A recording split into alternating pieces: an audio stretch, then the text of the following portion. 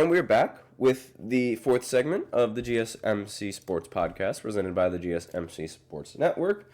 And in this fourth segment, we are going to be doing a quick NBA recap. So let's go ahead and dive right in. And we are going to talk about one of the most surprising games of all of yesterday's games. There was a lot of them. Victor Wembanyama. He ended the game with 50 points. He was amazing. Now, it should be noted that Victor had broken several records with this 50-point game, right? Now, should also be noted that the Spurs, they were playing against the Wizards, so, a relatively bad team. And they also had a native from France on the other team, Alexander Sarr. So clearly Victor Wembanyama took this matchup very, very personally and just decided to completely wreck Alexander Sarr in this entire game. Alexander Sarr has been horrible. One of the worst second overall picks that I've ever seen in my entire life. He ended the game with 12 points, 2 rebounds, 2 assists. And he's been averaging 9 points per game, 5 rebounds, 2 assists. He's been pretty good at the blocks, I will say that. And he's averaging, I believe he's averaging 2.3 blocks per game, which is 5th in the league, which is, pretty good. But again, the shooting and the field goal percentage, he's a center, and he's shooting 34% from the field. That is really bad. He is also shooting 16% from 3. Also really bad. And Victor Wembanyama knew this and just completely mollywopped him on the entire court. So, with taking that into account, Victor Wembanyama became the fastest player.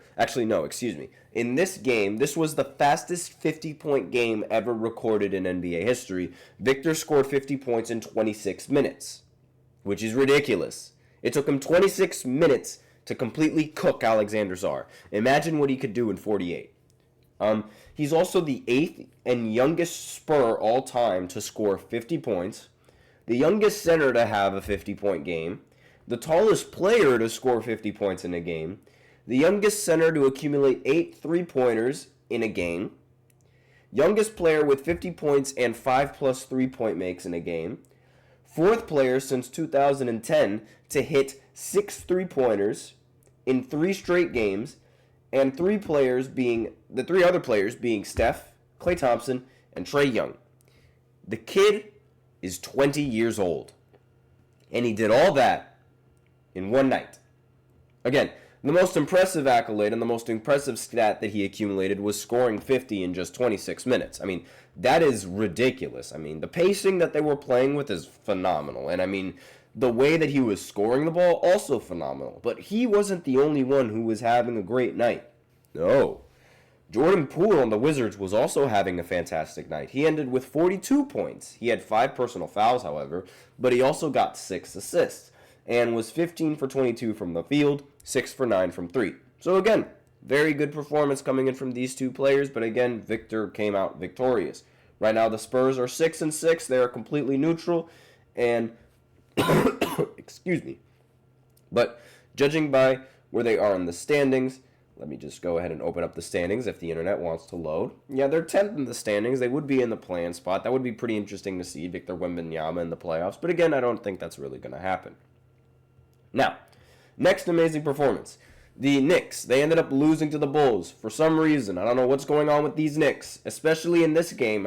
Karl Anthony Towns, he ended the game with 46 points and 10 rebounds. He became the first Knick, he became the first Knick since Carmelo Anthony to end the game with 45+ points and 10 rebounds. Again, no other Knick has done that recently since Carmelo Anthony.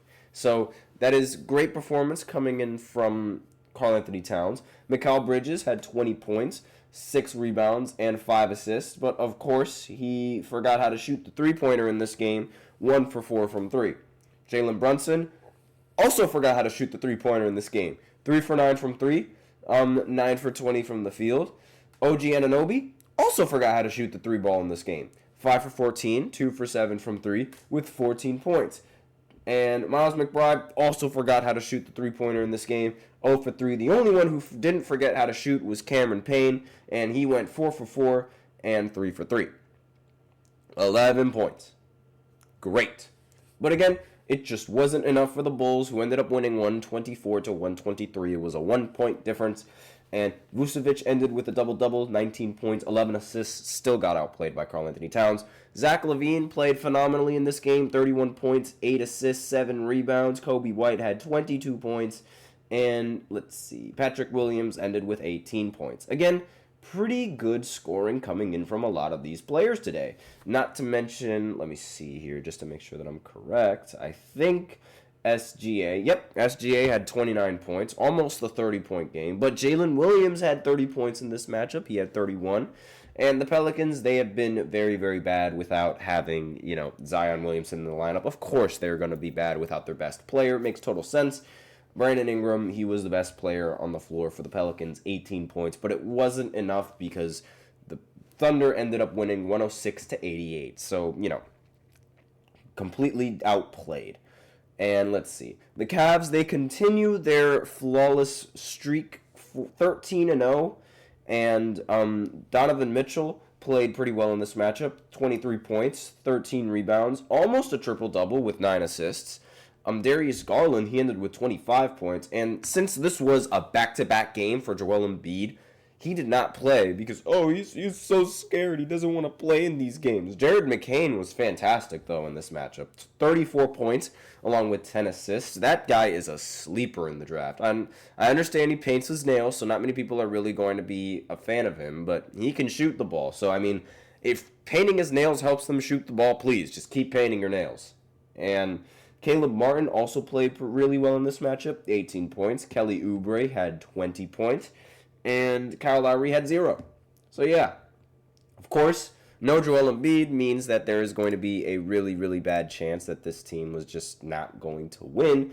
And that really makes sense. But, again, Victor having his ridiculous 50 points, that was really more or less the highlight of tonight. That was what everybody was really talking about in these games.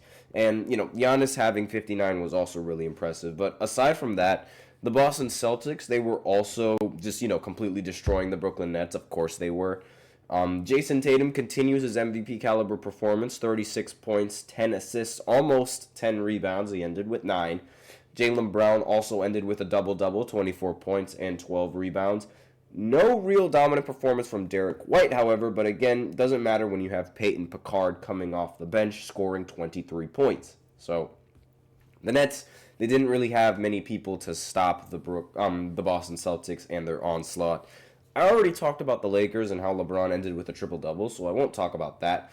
The Magic, however, surprised me with a win, beating the Pacers. I should have expected that, but really, I don't really have much faith in the Magic without Paolo Banchero.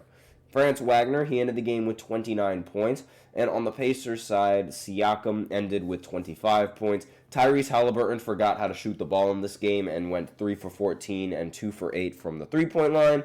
Ended with 9 points. He did get 11 assists, so he is a true point guard. Trae Young is better than him.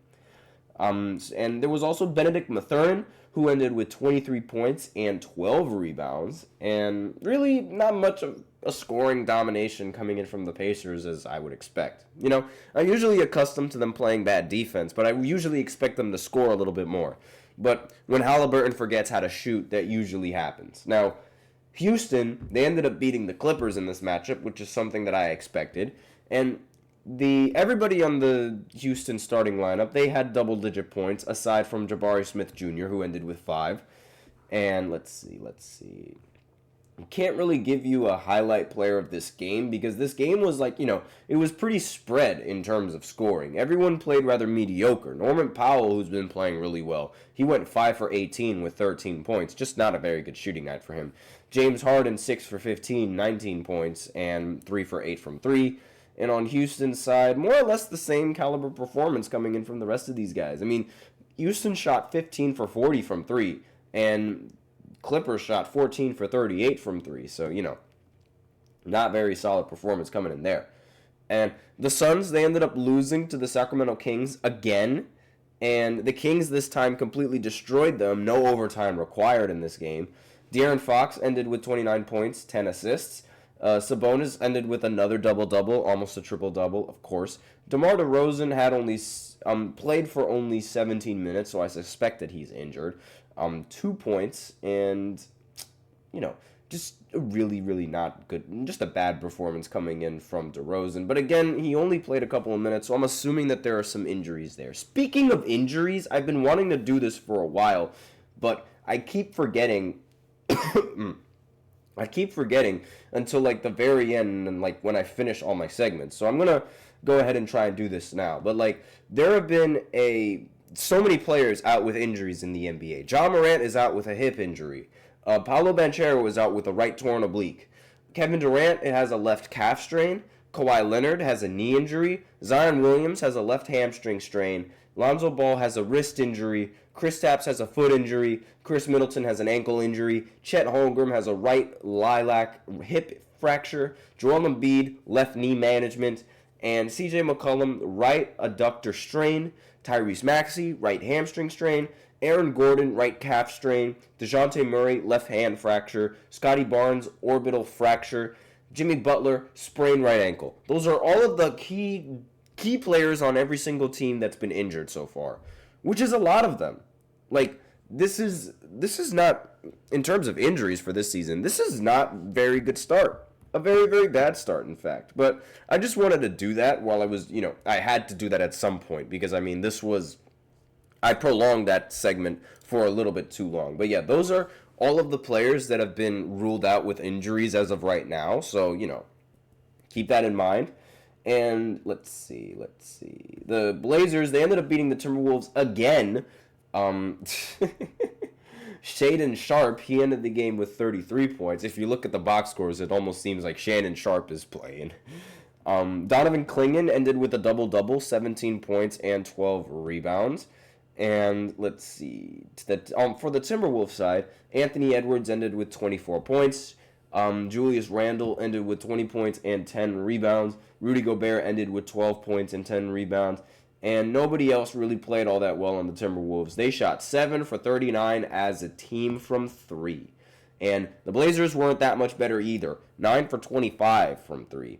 But again, it was a really dominant win coming in from the Blazers. One of the very few times that they're going to end up winning, I think. But that is the recap for all of the NBA games that went down, as well as a bonus on all of the injuries that were taking place. So now we're going to go ahead and go into the final segment, which is going to be a prediction and a preview of the matchup between the Washington Commanders and the Philadelphia Eagles. So I'll be right back after this short break. Be sure to stay tuned.